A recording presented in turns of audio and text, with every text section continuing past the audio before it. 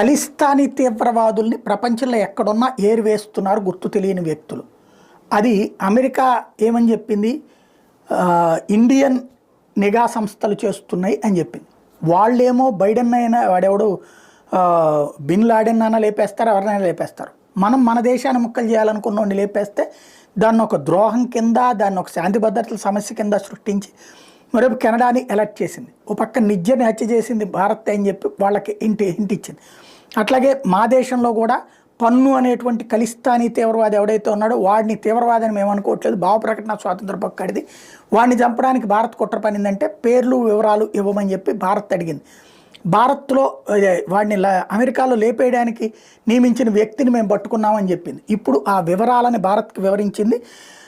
రా special operation team lead చేసిందని, Vikram Yadav RCC-1 అని యుఎస్ మీడియా ఒక రిపోర్ట్